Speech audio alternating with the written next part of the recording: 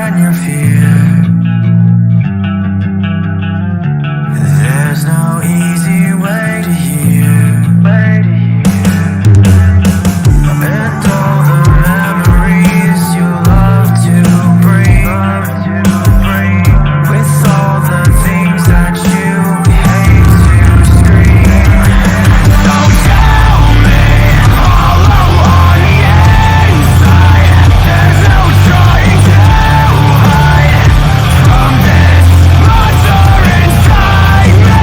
So if you try to criticize me, like I will despise me, image of what I have become.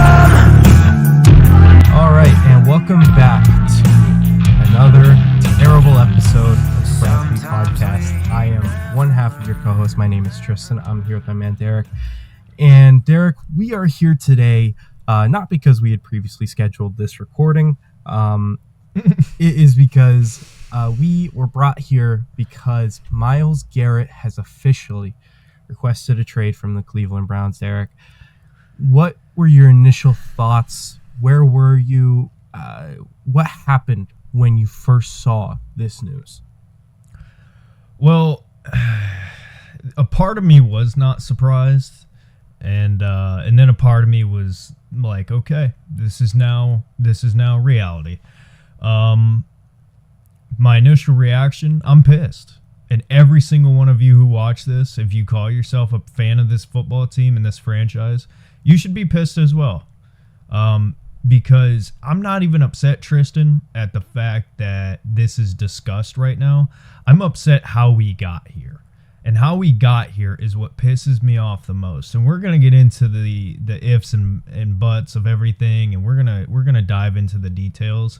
But Tristan, look, at the end of the day, teams do not trade players of this caliber. They just don't. You know why? Because those guys are untouchable. And no matter how bad you are, those guys are the franchise cornerstone pieces. They do not get moved. And if they do, it's very, very, very rare. And Myles Garrett absolutely should not be a member of any other football team other than the Cleveland Browns. And I got a lot to say. I won't continue to rant, but I could just say flat out, this is a new low. I think today was a new low in the history of this franchise. Yeah, I mean, Derek, before we hopped on, I kind of told you like my initial reactions, like kind of where I'm at. I think I'm still in shock. I really was not expecting this personally. I just thought that if this was going to come out, it would have come out sooner.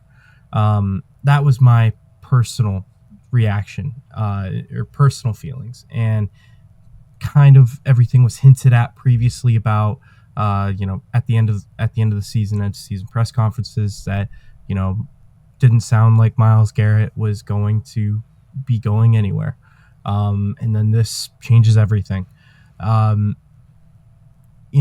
Part of the reason why I'm still in shock is because, Derek, when I first saw the tweet, when I first saw the ESPN notification, I had all of the stages of grief hit me like that. Like, I was angry, I was in denial, I was like, all of them. And it happened so fast, it's like I don't even know where I'm at personally, because Myles Garrett, absolutely, you're right. He needs to be a Cleveland Brown for his entire career. It's cornerstone pieces like that do not come around often. I have said multiple times he's a generational talent, and when I've talked about other talents such as Abdul Carter, who I'm really interested in this year's draft, I said he's not generational. Myles Garrett's generational, but he's close, right? And that's because when I say generational, I mean it. It's overused. It's all the time. It's overused. Generational means once in a generation, you'll see somebody come around as good as Myles Garrett. Before him, it was Aaron Donald.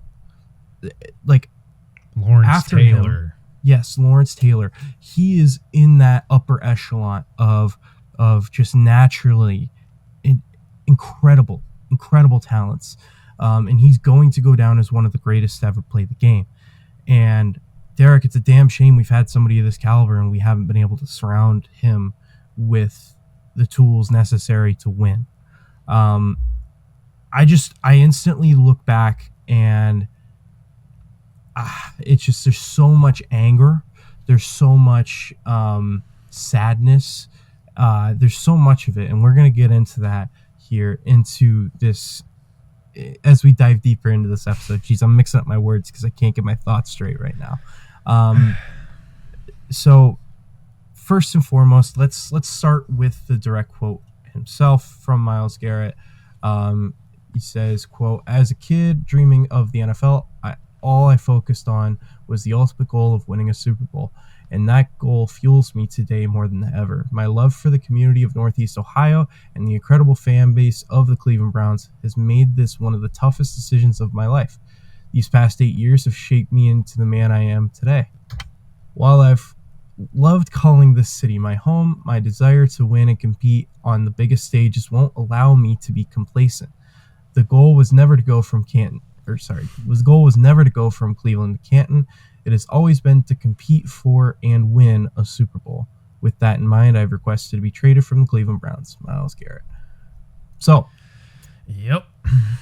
there's a lot to unpack in that quote, but the thing I want to focus on right now when we talk about this quote, right? There's a section in that quote.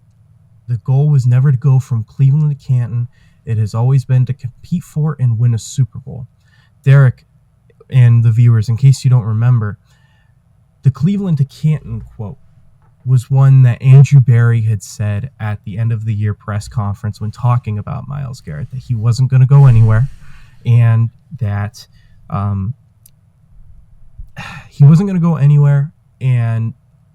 Andrew Berry said he's going to go straight from Cleveland to Canton. So, number one, Derek, do you think this was a direct shot at Andrew Berry? And number two, do you think because of Myles Garrett, his displeasure for the situation the Cleveland Browns currently have going on, as well as if you do believe that that's a direct shot at Andrew Berry, do you think that Andrew Berry should be fired? So I don't see any world that you can hear this statement from Myles Garrett and think that it's not a direct shot. I would love to hear somebody try to explain to me how that's not a shot. I've heard a lot of people talk about this trade request. I've heard a lot of people mention that comment. Everybody said the same thing, and that's because it's simply true. It's simply a fact. Myles Garrett took a direct shot at Andrew Berry in this statement. And Tristan, that is concerning to me because as far as I know, I've never heard of any sort of gripe or disagreement or issues between the management and Myles Garrett. There has been nothing that I can remember as far as those things go. Now, if I'm mistaken, correct me. People in the comments who see this, correct me if I'm wrong. If I remember correctly, Myles said as long as the people who are in charge now are in charge, he feels confident. That is the last thing I remember as far as him talking about the management. So, Tristan, it's a little alarming to me how you have Myles Garrett come out and release it the way he does. A. B. Take a direct shot at your general manager. And then C, this has been such a, foot to the fire as far as each side of this. You mentioned it. Andrew Berry has come out and said they're not trading Myles Garrett. And obviously we're going to dive deeper into that. But, should Andrew Berry be fired? The short answer to that question is no. Jimmy Haslam should be fired, but we can't fire Jimmy Haslam. At the end of the day, that's what it is. Did Andrew Berry play a part in Deshaun Watson? And I'm just going to blow the lid off this right now. I'm not trying to point fingers, but Deshaun Watson is the reason why we are here today. You can tell me I'm wrong all you want, anybody watching this. This is nothing to do with anything else other than the fact that this trade was such a colossal failure that the fallout of this, I've been hearing people, Tristan, for years, oh, if the Browns don't start winning, so-and-so is going to win out, and so-and-so is going to win out. And I've always said that's ridiculous. This team is in a good spot. We are building. Because of this trade, this team is looking at probably the worst situation in all of sports. I could argue all of sports history. And because of that, you are now in the spot where the best player in the history of your franchise wants out. And at the end of the day, the responsibility comes back on who made that decision. And I know it's heavily debated, and I think everybody played a part in the Deshaun Watson trade ultimately. But at the end of the day, Tristan, there's one man who writes the checks. And his name is not Andrew Berry. His name is Jimmy Haslam. And we can sit here and debate, should Andrew Berry be fired? Yeah, there's a lot of different things you can look at and point at, sure. But at the end of the day, it truly comes back on one person only, and it's Jimmy Haslam. It's 100% Jimmy Haslam. And now in the rebuilding process, what could have been a reloading process is now looking at a rebuilding process. And let's take this even deeper. This season, 2024 season for the Cleveland Browns, Tristan, how many times did we say on this podcast, if Jameis Winston had been starting earlier on, there would have been more wins on this schedule for the Cleveland Browns. The morale would have been higher. Everybody would have been in a much better spot. That is truth, and that is fact. We said it all the time. I mean, yeah. After the Commanders game, that especially for me, that's when I changed, but I felt like that's when it became obvious. Like, that Commanders game was the same as that Christmas Day game with Baker and the Packers. Like, I'll always remember those two because those were the two that hammered at home. It's not going to work for those two quarterbacks. So, yeah, I mean, we said it all the time. Did you have any final thoughts before I gave my piece? No, the only thing I was going to add on to that last final part, the reason why I bring that up, who made the call to force Deshaun Watson to continue to play? Answer me that. Was it Kevin Stefanski? No. Was it Andrew Berry? No. Who was it? Tell me. Because at the end of the day, all roads point home, and Jimmy Haslam is the reason why this franchise has been put in such a shitty spot. And I know he's done good things. I know he has.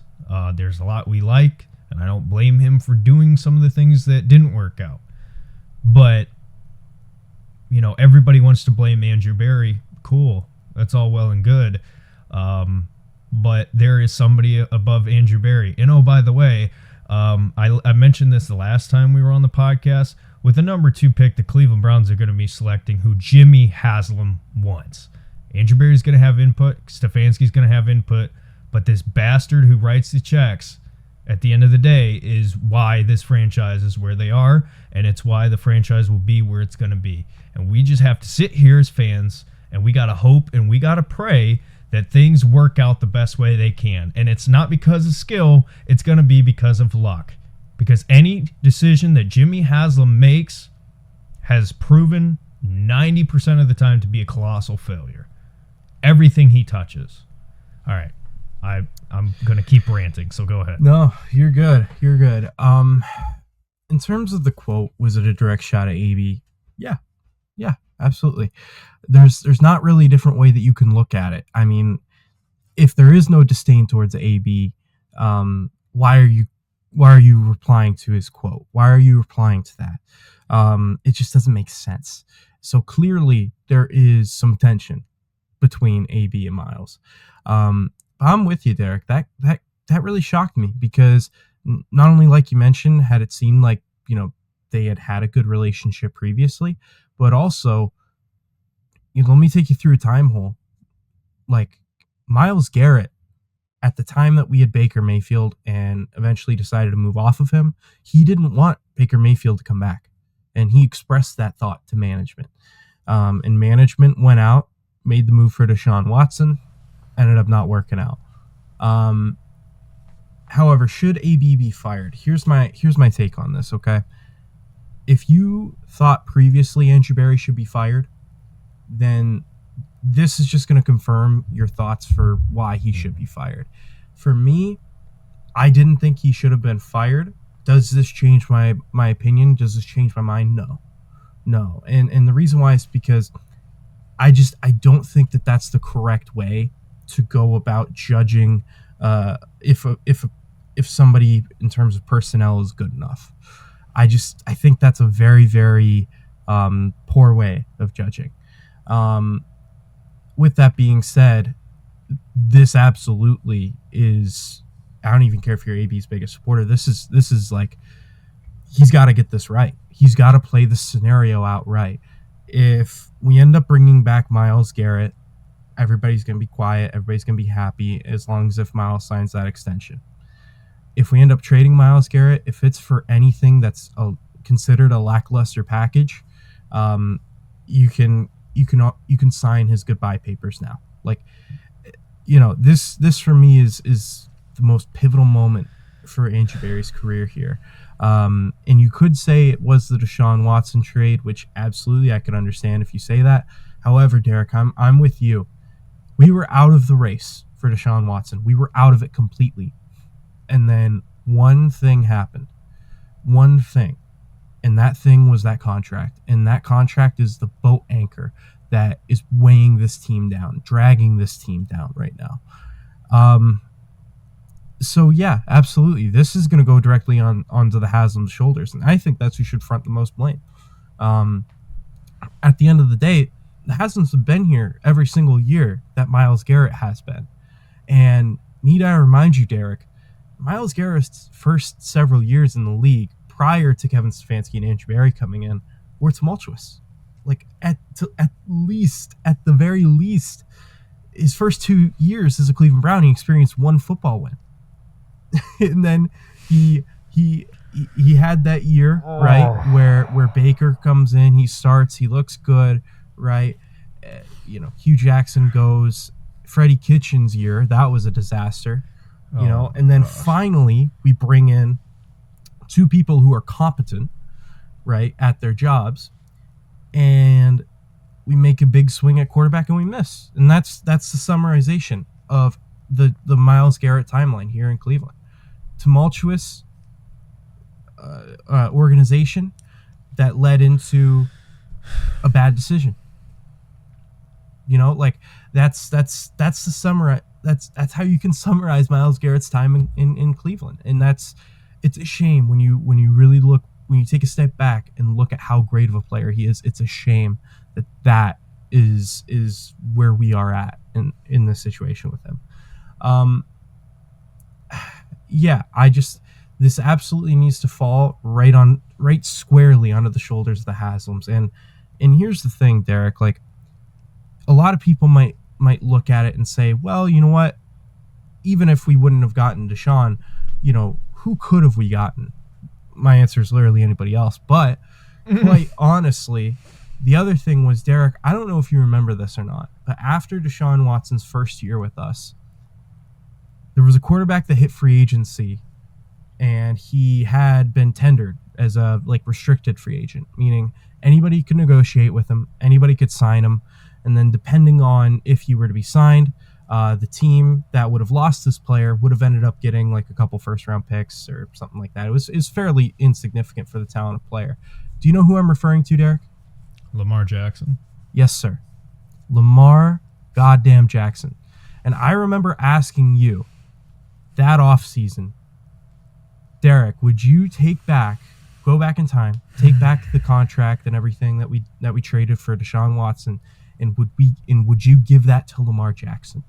And I remember this clear as day. I'm sorry, Derek. I don't mean you said no. I said yes, because I had a lot more comfort with Lamar Jackson at the time. Felt like he was the better quarterback. But at the same time, I'm looking at that now and I'm saying, right, if you would have just stayed out of the race, just stayed out, not throwing that money towards a guy that didn't want to be here, who we also found out after the fact when he signed his contract and we walked in the building, he didn't like Kevin Stefanski's offense. Terrible move by him to not reveal that before signing his deal, but still, it could have been avoided. And then the following summer, you could have given that contract to Lamar Jackson. And Derek, there's not many owners in the league that can afford to put $230 million into escrow. Excuse me. So I feel fairly confident that we could have gotten him. Yeah. I feel fairly confident. And it's a shame. It's a shame we missed that opportunity when it was there. But yeah, long story short, this doesn't change my opinion on AB, but it damn sure is an indictment on Jimmy Haslam, who absolutely deserves the brunt of it right now. Any final thoughts before I move on to my next topic? Go ahead.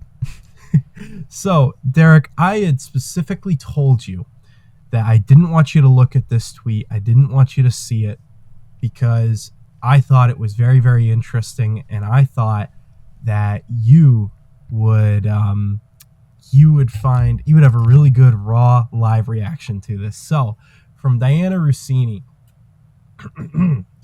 while Myles Garrett's public trade request is the story of the week already, brace for it, Derek, it wasn't a surprise for the Cleveland Browns. They've known about this request for some time. Yeah, you know what? I hate to tell you this. I actually did hear this. Oh no! So I apologize. It. But that makes a ton of sense, right? Mm-hmm. It makes a ton of sense because why would AB directly comment and say things the way he did at not the combine? I'm sorry. End of season press conference. Yeah. Like, why would he address it the way he did, had he not knew? And I think, and maybe this is a good time to kind of dive into the Browns side of things. Yeah, no, if I'm the Cleveland Browns, and I think, Tristan, this changes a lot. Maybe not changes, but puts more emphasis on specific things, right? We had a conversation as far as like the draft and all that went, and how much, in my opinion, how much Myles Garrett played into that, right? And for me, the point that I'm at right now, this is what pisses me off the most. You are not going to get even remotely close the return on value if you trade Myles Garrett. Not even close. Right? We can talk about first round draft picks. You can give me 3. You can give me 2 in a second, whatever. You can name me all these bunch of different things. At the end of the day, Tristan, the Browns will not get a return on the trade. Even close. It's at the end of the day, that's just what it is, right? So the point that Myles Garrett is making, right? Because this has been highly speculated, not even speculated, it's been said that this is not a money or financial issue with Myles Garrett. This is a wins and losses issue. Fair. I don't blame Myles Garrett at all for having that perspective because, A, as Browns fans, that's what we wake up with every day. But, Tristan, correct me if I'm wrong here. Did the Cleveland Browns not go to the playoffs last year with 5 different quarterbacks? Well, the previous season they did, yes, but last year. Well, yeah, not last year. I mean the season prior to season that. Before. Yes, we did. You're absolutely right. We did. So I'm correct on that one. And then the year prior to that, well, geez, let's see, we're 2025 now. Point being, recently the Browns have been to the playoffs, right? And I want to go specifically to the year that we lost in the first round against the Texans. Did we get our ass kicked? Yes, that is correct. Were we there? Yes. Did the Browns have an unbelievable, undeniable season where they came through and did things that we absolutely had no business doing, given the situation that we were in? Yeah, we did. And this team is a lot different if Myles Garrett's not on it. But Tristan, I'm telling you right now, this offseason, if the Browns do things correctly, we are right back in that win more wins than losses. We're sitting, I think, lowest 9-8, and I think we can get as high as 11 wins again. At the end of the day, this team does have talent. This team is good, and a big part to the failures this past year goes back on Deshaun Watson. The entire structure and offense changing because of Deshaun Watson. So, Myles Garrett, you can tell me that you have no chance of winning in Cleveland, but I watched a team that had 5 different quarterbacks, a multitude of injuries, go to the playoffs with a quarterback who came off the couch and did unbelievable things. Why did that happen? Structure. This team was structured and operated out of the system that they run. And listen, you can go, because here's the thing, Tristan. The Browns hold the leverage. And yes, that's been said multiple times from a lot of people. Myles Garrett does not have a no-trade clause. So, with all due love and respect, like, Myles, be careful what you wish for, bro. Because you can say, I want to get out of Cleveland. And yeah, the Browns can do you right and trade you to a contender. They don't have to. Tristan, you mentioned it. Like, Andrew Berry on the hot seat. Got to handle this situation correct. If you're Andrew Berry, are you trying to do right by Myles Garrett, or are you trying to get the most you can get back? So, Myles, you might not be headed to a Buffalo Bills or a Philly or a team like that. You might be headed to a team, like Chicago maybe, right? Where they're good, they have a lot, but they're still that young team and they're still in that spot. So I say all that to say, it doesn't surprise me that the Browns knew it all. And Tristan, I think we are in for... I mean, there's a lot of discussions that need to be had as far as how things could shake out with this, but I think we are in for a off season that we didn't necessarily think was going to happen.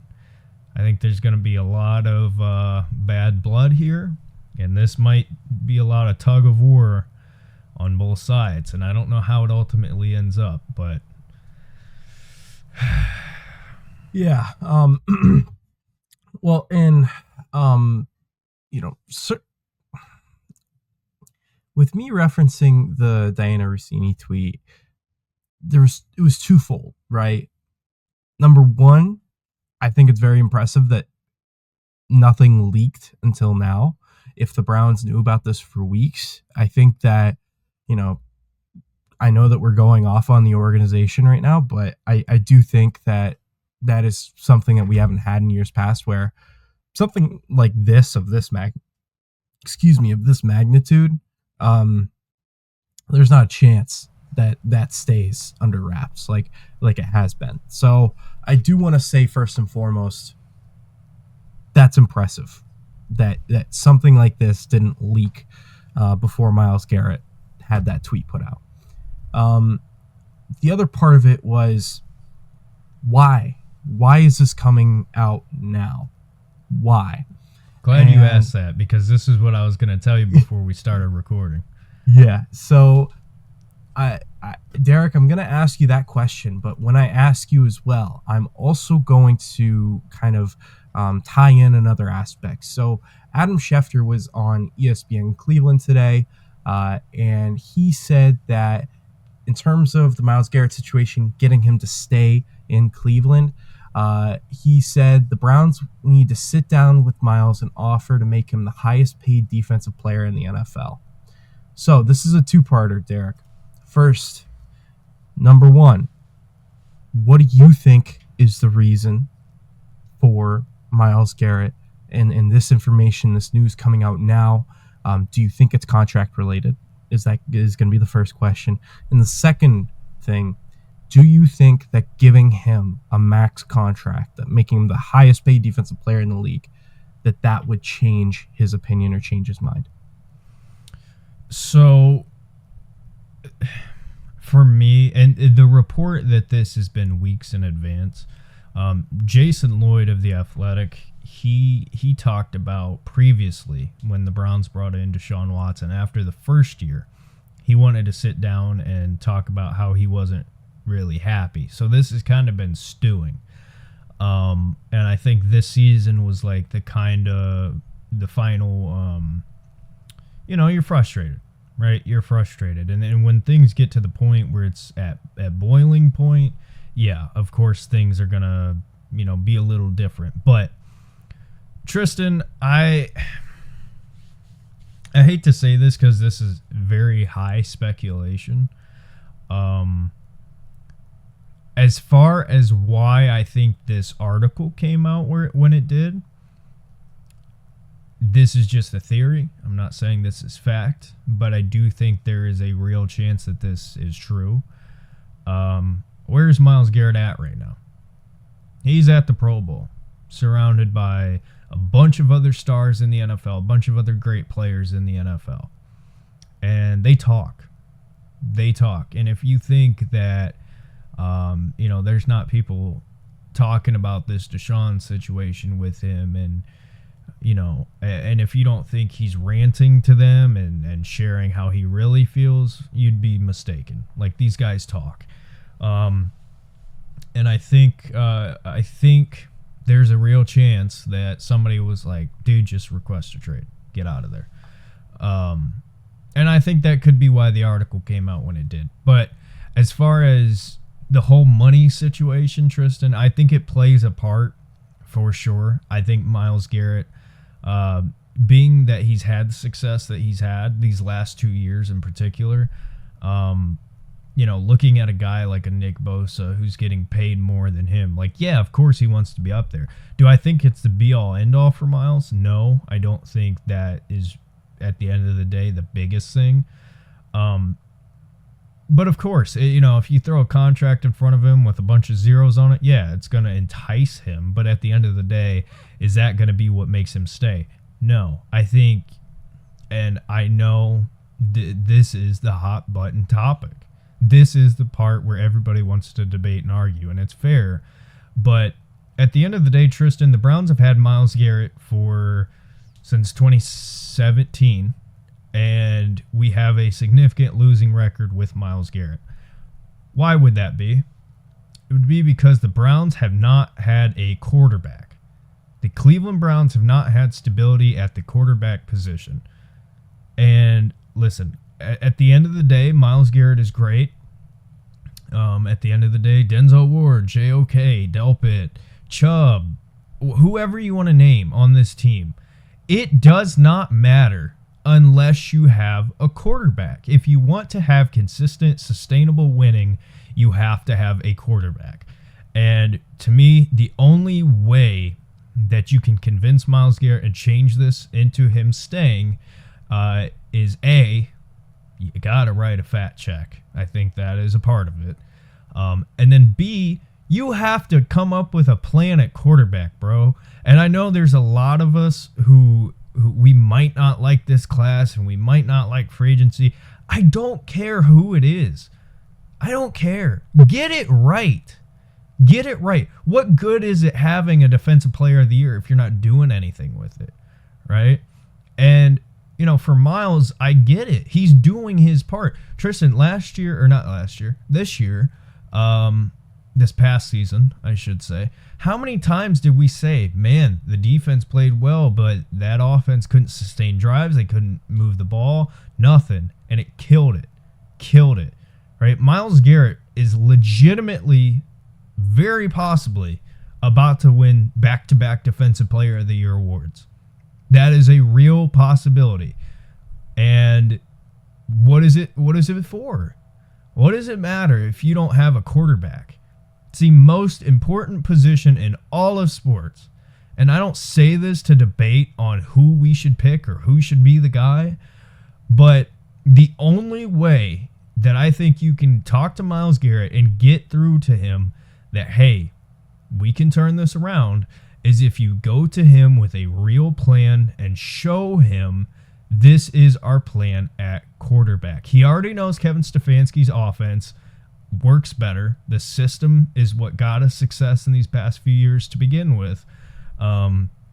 But step one is saying, hey, this is our plan. Whether if it be bridge guy, draft a guy, whatever, you have to lay it out for him. Because where does he want to go, Tristan?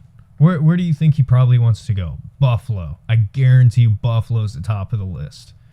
Philly, Teams I like think. that. Philly, I think, is up there. Philly, Buffalo.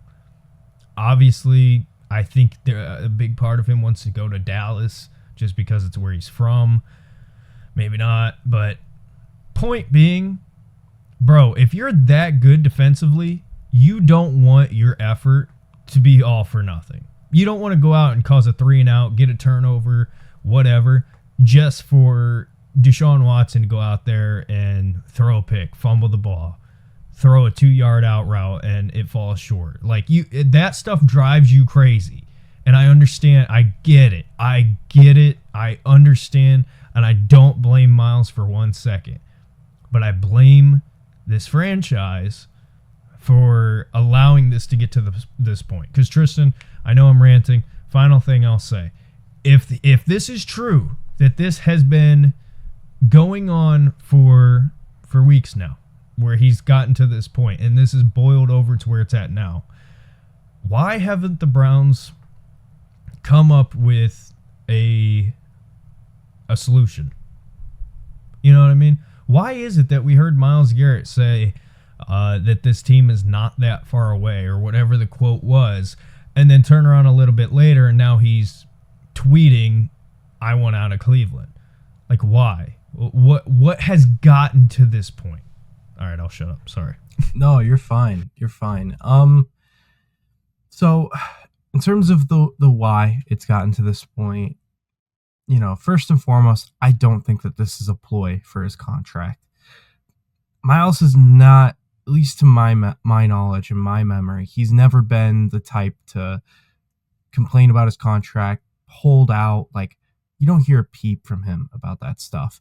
And for the past several years, he's been underpaid in terms of where the market is for edge rushers, and especially of his caliber. He's been underpaid. He should always be the top paid player at his position. Always. Always, always, always. So I the reason why I also don't think this is contract motivated, not only because is this something that it's not something that we've seen from him before, but also he's got a really good relationship with Browns fans and the city of Ohio, city of Cleveland, I should say, state of Ohio. Why would he throw that away, or potentially throw that away, just to try to get a few more bucks in a contract that he was already going to get no matter what? The Browns were going to make him the top paid defensive player in football. No matter what, they were going to do it. So this, for me, this is not contract motivated at all. This is purely winning. He wants to win. And when you have a player of his caliber, at this point in his career, he's thinking about legacy. And why is this coming out now? My guess, because again, this is just a guess, I think that his comments at the end of the season, I think that those were real, and I think that those were honest for how he felt at the time. And I think he's right. This team isn't that far away, but we don't have the biggest piece. We don't. And I think if Myles Garrett, he's over the past couple of weeks, he's been working out, doing whatever he's doing, and he's thinking to himself, what if I was one of those guys playing in the Super Bowl? What would I be doing? You know? And he's been festering on that, you know? And I think anybody naturally at this moment in time, when this stuff is happening, is, man, I wish that was my team, right? I wish that this was my team. Especially when you got a team like Kansas City who's been there 3 times now. Yeah. So, you know, Myles is probably doing the same exact thing. And I think he's gotten to a point where he's looked at it logistically because he's a smart guy. He's 29 years old, coming up on 30. He only has a few more whacks at this. He's only got a few more. He is going to go to a place that can make it so that way each of those opportunities that he has for a Super Bowl, he's going to go to a place that maximizes his opportunities. And that's what he's thinking. Because this Browns team, I personally, Derek, I don't care where you are in terms of what you feel about this Browns team. I think all of us are in agreement. This team, it's not winning the Super Bowl next year. There's nothing that they can do to win the Super Bowl next year. And that's just the harsh reality of it, right? We're hoping for a winning season. We're hoping to get in the playoffs. We're not going to win the Super Bowl next year. Breaking news, right? But so, Myles is looking at that and he's saying, yeah, I need to be on a team that feels like they can win the Super Bowl. So yeah, that for me personally, that is his motivating factor behind this. At this point, I don't think that there's anything the Browns can do to keep him other than holding him here against his will. And the issue with that, he's got 2 years left on his deal. This year, next year, and then the rest is void years. If we wait until next offseason to deal him, we're now dealing somebody who's 30 going into his 31-year-old season with a guy who has 1 year left on his contract. Instantly, the value, the return that you're going to get plummets. It's half. It's half of what you were looking at. So yeah, I feel like this is going to be the time where he goes. I feel like he's going to go. I don't think that giving him a max contract is going to do anything for him because Myles Garrett, he's not somebody throughout his career that's been motivated by money. He's been motivated by greatness. He has talked about winning a Super Bowl many times throughout his time here in Cleveland. I've almost never heard him talk about his contract. So yeah, I think he's as good as gone, personally. I think it's just about when, not if, at this point. I think it's written in the stars he's gone. So the article and the statement that he made certainly, I think, is completely backing up everything that you just said. Where I disagree with you a little bit is I think it's going to have to get to a point where it is very ugly. Where it's very ugly. For the Browns to be like, all right, fine. I'll just say, I disagree. I think what the Browns are doing right now by saying they're not going to trade him, they're trying to get the most value at this point. I really doubt that they are going to take somebody who's a respected legend of the organization, who's given so much to this city, who the fans love. They aren't going to hold him captive against his will. If they do, trust me, the fans will tell you. They will tell you all about it. Yeah, I think that this is just their response is purely value, which we will get into as well. Yeah, certainly could be. I think the Browns truly don't want to trade Myles Garrett, because why would you? I mean, obviously you wouldn't, but I think the fact that there is 2 years of control, I think there is belief that we're not as far away as we think. I believe that they aren't going to just... I really do. I think this is going to be a struggle. If he is gone, I think we're looking at a couple months here of really tough, intense stuff. Between somebody who's a minority owner in the Cavs, bro.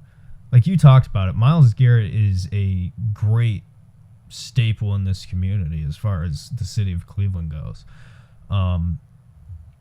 You know, and I'm going to be honest, bro. I don't see where my emotional reaction when I first heard it was like, yeah, he's gone. He's gone. And I'm not saying that's what yours is. That's not what I'm saying at all. But my reaction was like, yep, it's done. Nothing can repair this. It's over. We're screwed. Just give me the gun. I did not say that, YouTube. I apologize. But where I look at it now that I kind of, obviously I'm very emotional. If you have not heard me this entire podcast, just be very pissed. But pondering over it and contemplating, okay, how can this all work out? Where can we go from here? There are players that request trades all the time. Typically, you are correct. It is a contractual issue. And I agree with you. I don't believe this is contract at the end of the day. But, Tristan, I go back to David Njoku, where just a short couple years ago, I thought Njoku was as good as gone. I didn't want him to go. I would have hated that, but I thought he was gone. And, Mary Kay was very active in, talking about all that. And it seemed, I don't know, I don't remember completely now, but I just remember the general feel then. Go ahead. I was just going to say, for me, Derek, I get what you're saying. This is a completely different situation for me because David Njoku wanted out because he hadn't gotten paid yet. We had brought in Austin Hooper on a big deal. And traditionally, yes, traditionally, whenever you bring in a tight end on a big deal, that means bad news for the other guy that's there. Usage rates drop drastically. But Kevin Stefanski used predominantly two tight end set. But I think it's a completely different situation. It's a guy who's looking to establish himself as an NFL football player, trying to earn a contract, which he later did with the Browns. Thankfully, that worked out. Browns stuck to their guns. They had a lot of leverage in that case because they weren't going to get anything remotely back that they invested in him. It just wouldn't have made sense to trade him. This is different. This is a player who realizes that what he needs for his legacy, he will not be able to obtain, or he doesn't feel he will be able to obtain as a Cleveland Brown. That's what this is. It's a completely separate argument. But how do you do that? The only way that you can convince him is quarterback. Yeah. But Derek, here's the thing. I don't think there's anything you can do. I don't think drafting a guy at 2 convinces him and changes his mind. I don't think that going out and getting a Kirk Cousins is going to change his mind. And there's nobody available that you can throw 3 more first-round picks at to go out and get. And we tried that, and it failed. So I don't know about you, Derek, but I don't want to do that again. No. So, but let me tell you my biggest fear, okay? My biggest fear with this is the Browns. Let's just say it is what it is. Up until draft time, Myles Garrett's still a Cleveland Brown. The Browns, whatever you want to say. Take your pick, non-quarterback. Let's just say take your pick, whoever you want. But it's not one of the quarterbacks. All right, great. The Browns have player A on this team now. Awesome. Then Myles Garrett gets traded. Okay, Myles Garrett's gone. The draft is over, and you still don't have a quarterback. To me, that's like, oh boy, that's not good. We'll have a quarterback by the time the draft's over. Yes, it's a free agent signing. I highly doubt. I highly doubt that the Browns are gonna attach their quarterback future again to Myles Garrett, because Myles Garrett previously said he didn't want Baker Mayfield. if Myles Garrett comes out and says, "Hey, I want Shadur Sanders," are you really going to make that move if you feel like he's not the guy that you want? Like, no, they shouldn't. No, but no. Dude, this is such a deep thing. Like, there's so many different ways it could go. At the end of the day, bro, I think there's an avenue out. I think it's very slim, and I don't think it's very easy by any means. But I do think there is a little window that the Browns can do something. But it's going to it's a home run. Don't get me wrong. This is bases loaded. You need the homer to win the game. Grand slam. And, name who you want up to bat. Big Christmas, baby. Yeah, big Christmas up to bat. And it's like, all right. We've seen you. And this is the thing, Tristan. We've seen the Browns strike out big time before. But I could sit here and argue that the Browns have hit some home runs. And they've hit some pretty, maybe not grand slams, but they've done some things that have not been terrible. But I don't know. The way I look at it, Derek, is the quarterbacks that are veterans that are available, they're not going to be good enough to get you to a Super Bowl now. And what do you even mean? If you draft Kirk Cousins, bro. Kirk Cousins going all the way. No, I'm just kidding. And not only that, but even if you draft somebody who ends up being great, right? Like a Jaden Daniels type, right? Mm-hmm. Derek, how many rookie QBs have ever won a Super Bowl? And if there would have been one, it would have been Jaden Daniels. Yeah. So, like, I just like, that's what Myles Garrett, in my opinion, is thinking about. Next season, there's not a single chance he wins a Super Bowl in the city of Cleveland. It's impossible. He wants to go somewhere where he can win the Super Bowl next year. But he doesn't have a choice in that. That's my thing. I think he does, because he could flat out just say to the other team, "Listen, I don't care. I'm not going to sign a contract with you." And instantly, that's terrible. Unless if a team is willing to take that risk and say, "You know what? You might not be willing to sign a contract with us. We got 2 years to convince you," and they go all out. That's the only way that this can happen.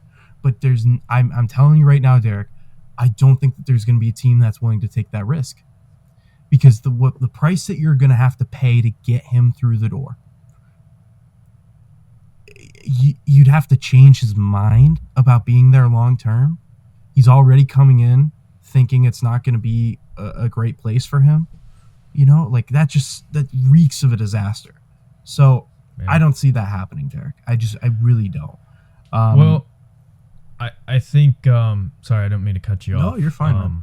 I was going to say, I think this would be a good time, unless you had more, I think this would be a good time to talk about what it would be.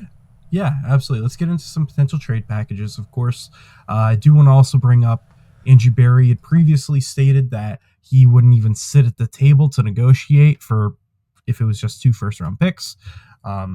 Great, you want to hear that, but of course, not always how these things go. So, best thing we can do is go back and look at previous trades. So we've got 2 in particular that we want to reference today. First one, which in my opinion is the most similar in terms of player and deal, and that's the Khalil Mack trade. So for those who maybe have forgotten what that deal looked like, let me kind of run through this for you. So the Raiders, who traded away Khalil Mack, got 2 first-round picks, both. So one was in 2019, the other was in 2020. They got a 3rd-round pick in 2020 and a 6th-round pick in 2019. The Bears, in return, they got Khalil Mack, a 2nd-round pick in 2020, and a conditional 5th-round pick in 2020. In addition to that, when the Bears got Khalil Mack, they instantly signed him to a contract extension, making him the highest-paid defensive player in NFL history at that time.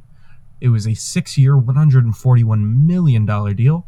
$23.5 million annually was his cap hit, with $90 million fully guaranteed. So Which right that off the sounds bat, dirt cheap now, don't it? exactly, and that was 2019, Yeah. just 6 years ago, which is crazy to think that 2019 was 6 years ago. My God, but Getting old.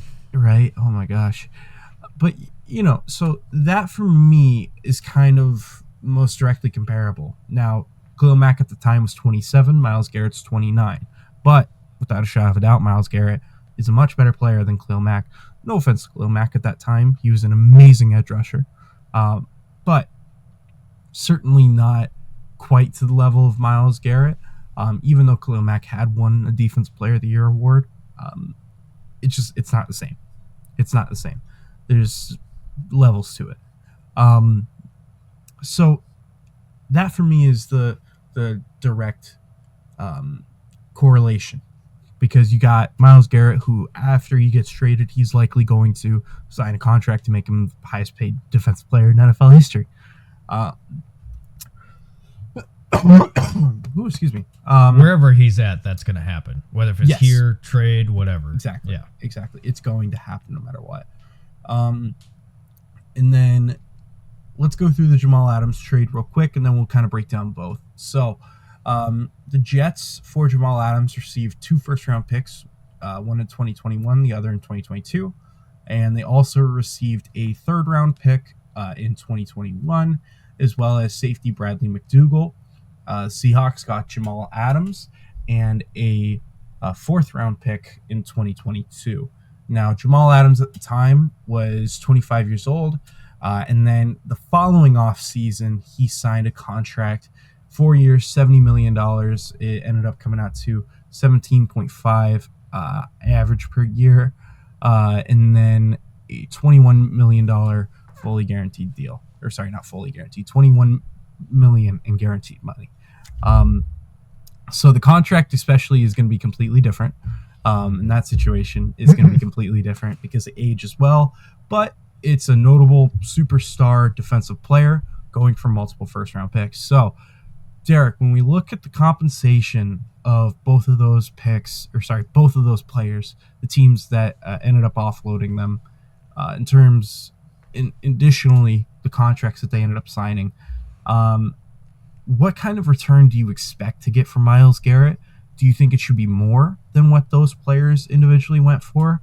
And if so, how much more? Okay, so Diana Rossini put out a tweet, and she was talking about a league executive that said, hey, it's probably going to be, a couple first-round picks, whatever. But she had mentioned can't wait for the 3 first-round pick crowd because that's not going to happen. Well, here's the deal, right? We can talk about a possible Myles Garrett trade, but let's be realistic here. Myles Garrett could very well win back-to-back defensive player of the year awards.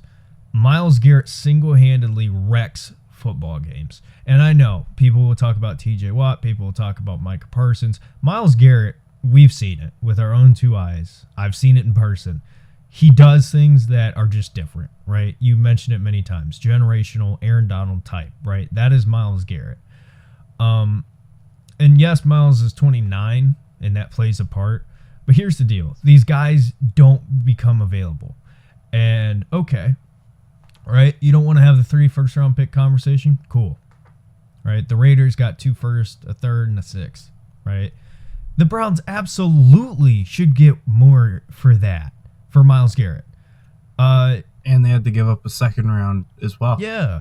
Yeah. The Jets got 2 first-round picks, a third, and a player for Jamal Adams and a 4th. We're talking about Myles Garrett.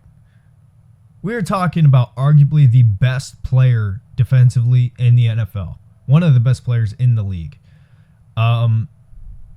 Listen. Okay. You don't want to do 3 first-round picks? Cool. That's fine. Well, you're going to do 2. You're going to do 2 first-round picks. You're going to throw in a second for sure. I'd prefer second this year because of the depth. And I want a player. And I don't want just any player. I want a good player that's going to contribute big time to this football team. And Tristan, the argument in the debate on position and who Those sorts of things I feel like are too complicated right now. But let's go back to when it was rumored that the Lions were wanting to trade for an edge rusher at the deadline, and there was the Myles Garrett stuff, right? And the player that was thrown in was Jahmyr Gibbs. For me personally, if the Browns got 2 first-round picks, a second, 4, and Jahmyr Gibbs, is it enough? No. I mean, simply put, there's nothing you can really put in front of me that will be enough. But would I be happy with that? Yeah, I would, because you'd be getting 2 first-round picks, a second. Who cares about the 4th? But it's something. And Jahmyr Gibbs, somebody who is going to be very effective in the offense that you're going to want to run. Something like that, right? I need me 2 first-round picks, at least 1 second, and a really good player if we're not talking about 3 first-round picks. And everybody who will say, oh, that's too much. Bro, Jamal Adams, 2 first-round picks, a third and a player, traded for him and a 4. Are we for real going to sit here and say that Jamal Adams is in the same conversation as Myles Garrett? Not even close. Are we going to say that Khalil Mack is in the same conversation as Myles Garrett? Not even close. And you're right, Khalil Mack is a really good football player. He was a great football player. But we're talking about somebody who's on a different level in Myles Garrett. And Tristan, this is why if I'm Andrew Berry, if I'm this Browns leadership, I'm playing hardball to a T, because I am not about to get fleeced because you don't want to be here.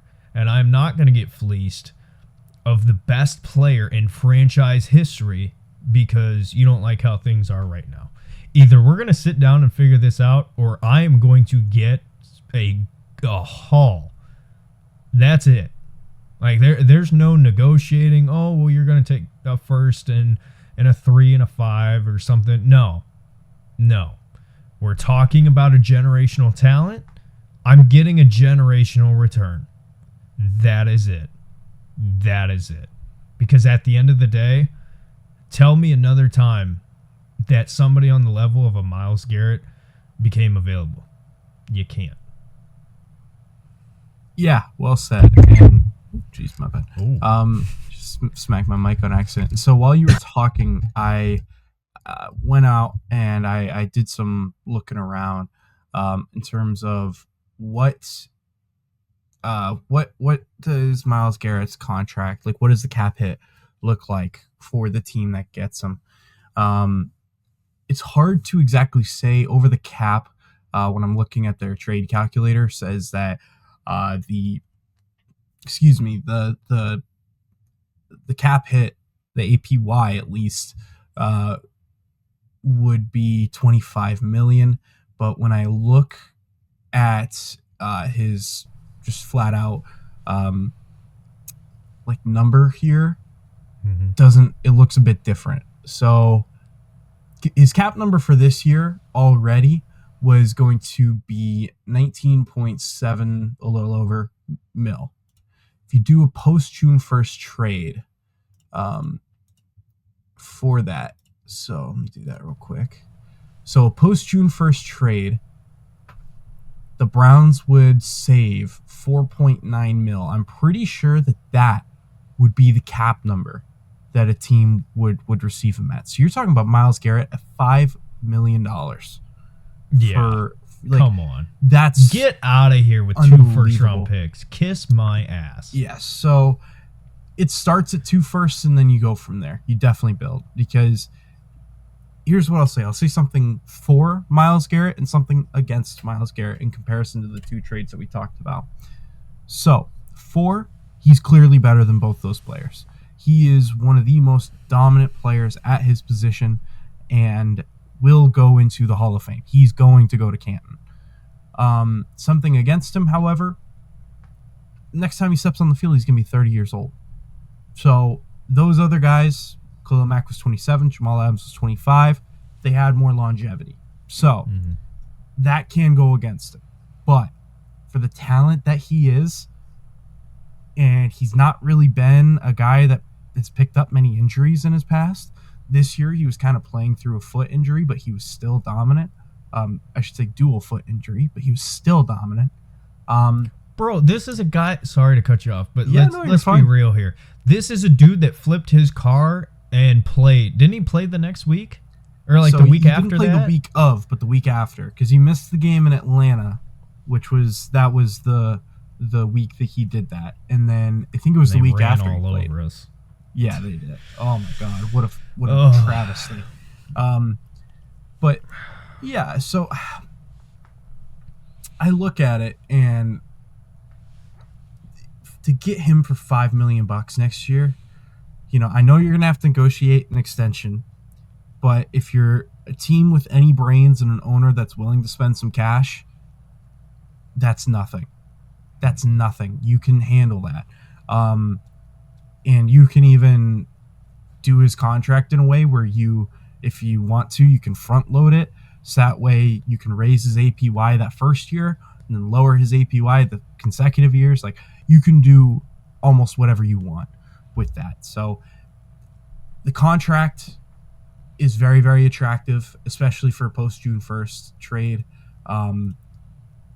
Yeah, you could, and listen, I might be wrong here. So certainly if somebody knows a little bit more, I wish, I don't know if Jack Duffin has posted anything, but he's usually my go-to. He's usually my go-to for this stuff. He will probably have better information than I will, so please check his page, see if I'm wrong. But if what I'm reading is correct, there's so much to like about trading for Myles Garrett that adds to his value. Instantly, looking at a trade calculator through over the cap, right? So Myles Garrett's APY technically is about 25 million. Probably should be about 40 million. If you were to trade him to a team like the Eagles, who are going to be a contender, their first round pick, which is supposed to be 31st overall, in terms of APY, 8.6 mil, right? That's how much in terms of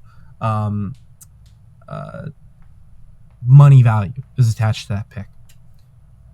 So instantly 3 firsts is what gets you up to the 25 million that Myles is at. But obviously it's not going to be cut and dry straight across like that, because if it was, we would value him at 40 million. We get 5 first round picks. That's not going to happen. Right?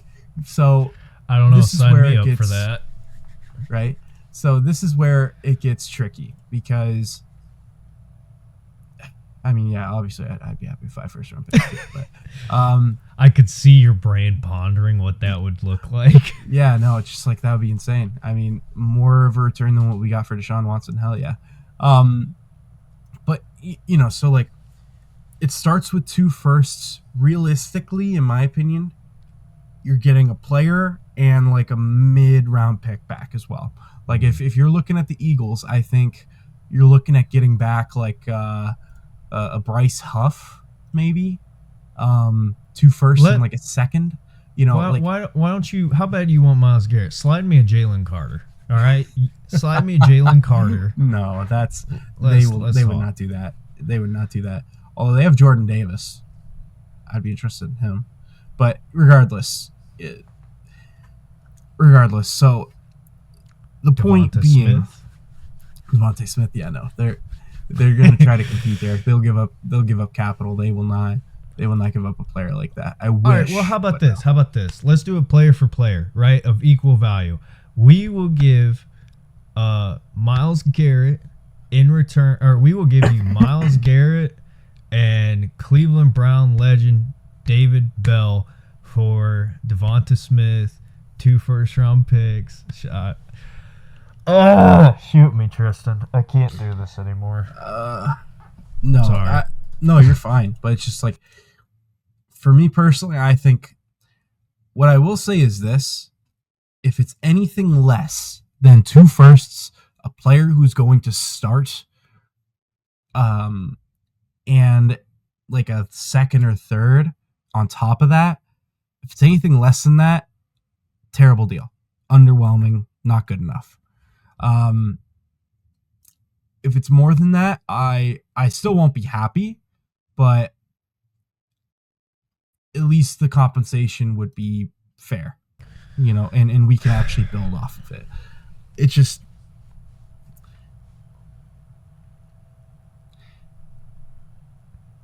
ridiculous. It's so ridiculous that we're in this situation, man. You want to hear something crazy?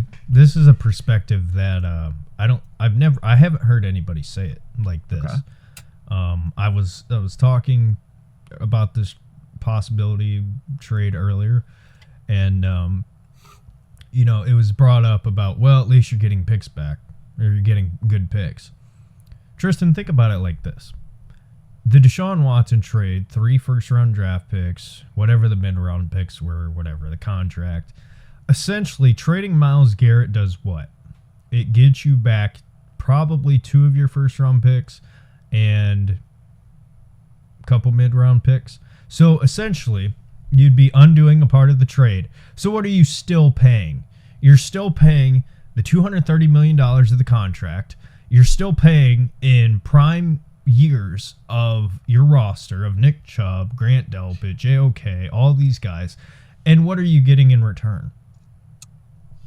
Yeah. I mean, think about it like that. Don't think about, oh, I'm getting 2 first-round draft picks and whatever for Myles Garrett. Think about, I paid all this money to Deshaun Watson in exchange for losing Myles Garrett, losing prime years, losing a first-round pick, I guess, at the end of the day when it comes to that. It's absurd. I would even go as far as to say, I think if Myles Garrett gets traded, obviously you're already looking at a rebuild because he's just that good. Oh, yeah, it's a rebuild. I think Denzel Ward, it makes no sense to keep him around at that point, because after the year he just had, you probably could get a first-round pick for him. And you have depth at that position, and you have the opportunity at the second overall pick to take a generational talent who can play wide receiver and corner. So now, if you're getting rid of Myles Garrett as well, maybe you want to take the edge rusher that will probably be there. But well, this is a good quick discussion, and I know we're gonna disagree on this because of course we do at this position. But Tristan, to me, the only way that I see this going well, and it would have to require both of these picks to be hits, is if you were to do the same thing that the Texans did, where you take your quarterback and then you trade back up and get an Abdul Carter. That is the only way. Because, okay, trade Myles Garrett. He's gone. What does our edge room look like? Obo Okoronkwo, Alex Wright, Isaiah McGuire. Good rotation guys. Yeah, good rotational. But, yeah, nobody that's a stud. Yeah. No, I hear you. Yeah. And even, okay, you pick Abdul Carter at 2. Great. He's not Myles Garrett. He's really good. I think he's going to be really good. But, yeah, this is the situation we're in, Derek. It's, if you're trading Myles Garrett, it truly is a rebuild. And it doesn't stop with him. You're gonna get rid of Denzel. In terms of defensively, a lot of the guys that we do have are fairly young, but like Dalvin Tomlinson is probably gone. A lot of the older veterans. But like a lot of the older veterans you're getting rid of, even potentially on the offensive side of the ball. But honestly, on the offensive side of the ball, it's really just Nick Chubb, who's old. No, Joel's gone. I mean, Joel, yes. Joel will absolutely retire. I don't know about retire, but we'd probably ship him off for like a 5th round pick or something. I don't. Somebody. Traded. I think he would welcome it. So Wyatt Teller maybe. Yeah, it's just it's this just puts so many things in limbo, and it will remain like this until we get a resolution. So I think really all that we can hope for is no matter what ends up happening out of this, we get the best out of it that we could possibly get. Because I'll also say this. What's the point in bringing back Myles Garrett if you're not going to build a team within the next 2 or 3 years that's going to contend for the Super Bowl? What's the point? If you don't think that you're going to be able to do that, don't bring him back. Don't bring him back. Trade him. Because at that point, if you're confident you can't build a team, I'd say for sure within the next 2 years that can contend for a Super Bowl, then trade him. Trade him, trade Denzel. Any player that's not going to be in their prime in the next couple of years, trade them. Because it just won't make sense. Mm-hmm. It will not make sense. And it's... I just don't think it's necessary. I really don't, Tristan. We were in know. the playoffs last year. I hear you. I hear you, Derek. But at the same time, it's not about playoffs. It's about Super Bowl. I know. You know? I know. And that's how Myles Garrett's going to be looking at it, too. But what I mean by that, I don't mean Myles Garrett in particular. What I mean is what you're saying. Yeah. If we go into this and it's a full rebuild, all right, see ya Denzel, see ya so-and-so. I'm saying the older players. Like Grant Delpit, who's still a little bit younger, keep him, right? JOK, keep him. I mean, who knows with his injury thing? Let's hope for the best with him. But, like, Jerry Jeudy, keep him. Like the younger players that, like, because if this is going to be a 3-year turnaround, 2-year like turnaround where we won't be good for 2 years, Myles Garrett's going to be 32. Denzel Ward is going to be in his 30s. And in your 30s as a corner, woof. Mm-hmm. That drop off is quick, right? Wyatt Teller, he's already 30, right? Like you're getting to the end of a lot of these players' playing careers. So the players that, through your calculations, like if you're not going to be ready to compete for a Super Bowl, but like get rid of them, get value, like that's where I'm at. I don't think that it should be a full clear house situation, because I just think that that's the wrong way to go about it. Excuse me, but trading a handful of players that aren't going to fit your window, you know, that to me just makes sense. So we'll see what comes of this, but all I got to say is, and this is my last thing, there's a lot more questions than answers right now. Mm-hmm. Hopefully we'll get more answers within the next couple of weeks.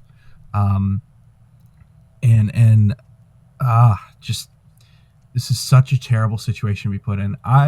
When I saw the news, I didn't mention this before. When I saw the news, I had just come out of my 10 a.m. class, and instantly went to my car, just sat in my car, staring at my phone, staring at the notification, just the gears going. Like what? Like the shock, the figuring out what the hell's going to go on. Where are we going from here? Derek, I ended up being 5 minutes late for my 11 o'clock. Like, I was just like, because I was so like, just in that moment where it's just like nothing else mattered. And that's the caliber of player we're dealing with here. So, yeah, no matter what, the organization is going to have to make a change. And I'm not saying like staffing wise, I'm saying approach and culture. It's just, yeah, I don't even know where to go from here, Derek. I'm just talking myself in circles. I want to win. And Yeah. I want to win with Myles Garrett. It's the same thing with Nick Chubb. I want to win, and I want Nick Chubb to be here. What sucks, Tristan, is when we talk about the 0-16, 1-15 teams, and then you reach the playoffs. And I know playoffs isn't the goal ultimately, but that moment in Pittsburgh, Pennsylvania, where the Cleveland Browns went into your number one rival, I don't care what anybody says, your number one rival, and you kicked their ass up and down that field. And it was the greatest game I think I have watched. As far as how I felt watching the game, I don't think I can recreate that joy. That was awesome. And, having your guys be a part of that, you know what I mean? was so special, and it was so great. And obviously the goal is to win a Super Bowl, whatever. But Tristan, what happens in, let's just say 2 years? I don't even want to say next year. Let's just say 2 years, right? The Browns are in the AFC Championship, or they're in the divisional round of the playoffs, right? Myles Garrett's not on the team. And what if Myles Garrett's at home? Like, I don't know. It's such a... There's so much. And we're already going on an hour and a half. But this is supposed to be a quick pod. yeah. And I've had a migraine this entire time. So this is not helping. This is not helping. But I hear you. And let me just say, I'm with you. That's what I want too. All of these players that have been the core of this rebuild, I wanted each and every single one of them to be the guys that lifted a Lombardi for us. I just think where I'm at right now, I'm getting to the acceptance point where odds are highly stacked against us to have that happen. And I sit here and I just think about those first few years early in their careers where we fucked around with Hugh Jackson and Freddie Kitchens. Mm-hmm. And what could we have done if this organization had more stability and hired the right guys sooner? Yep. Where would we be? Like, we probably would have reached this point a couple years earlier and hopefully gotten rid of or not have made the move for Deshaun Watson. Who knows? Maybe Baker Mayfield would have been great here because he would have had some stability. If Andrew Berry was in charge of that draft, it was well documented. I'm going to hammer this down until the day that I don't have breath. The stats guys wanted Josh Allen, and Andrew Berry was in the building. He was considered one of the stats guys who wanted him, and John Dorsey said, I'm not going to listen to a bunch of nerds when talking about a quarterback, when talking about picking a quarterback. And just imagine, go back in time. Andrew Berry's our GM at that point. We draft Josh Allen. Kevin Stefanski's our head coach. Where are we at now? That's the cycle I'm in right now, and it's so unhealthy. And I know we got to wrap up, so I'm very sorry, but that's just where I'm at right now, and I'm so angry. I just want to say this. This is what I will wrap up with. There is no value that you can put on the impact that Myles Garrett has on the field. It is no different to you can't put a value on Patrick Mahomes. You just can't there's no value to it. There is no value to it. If Patrick Mahomes was traded today and it was 4 first-round draft picks, 3 number 2s, and a great defensive tackle or whatever, it's still not enough. It's still not enough in return. Yeah. Like there's no number. And in a time that there have been many dark days of this franchise, Tristan, I think today arguably is, if not number 1, it's top 3. 100%. For sure. So 100%. I'm not even going to say go Browns. Goodbye, everybody, unless you have anything else to say. Just I feel like I want to rub my head up against a brick wall and act like it's a cheese grater, like that's where I'm at. Listen, everybody, it'd be less painful. Everybody, I know, believe whatever you want to believe. I'm not going to tell anybody that they have to believe anything. I think y'all know my beliefs if you know me by now. I'm very much a Christian. I say this genuinely. Pray for this team, bro. Pray for this city, because I don't understand how we can get to the spot that we've been at. And I've said this many times, Tristan, but the impact that this football team has on this community and on this city and on this fan base is real. I mean, there are people that literally will just be depressed and just absolutely killed. Not literally, but their weeks destroyed and ruined because the Browns lost. And God forbid, bro, we've had the Indians play well, or I guess the Guardians now. Sorry. The Guardians play well. We've had the Cavs win a title. We've had the Cavs have a crazy run this year, bro. This city wants the Browns. That's all we want. That's all we want. And that's why I'm saying, y'all, I'm not even joking anymore. I don't care. Get on your knees and pray to the good Lord above for this team, because that might be what it takes, what it has to take. Because at this point, there's just nothing that we can do anymore. Goodbye, everybody. Goodbye.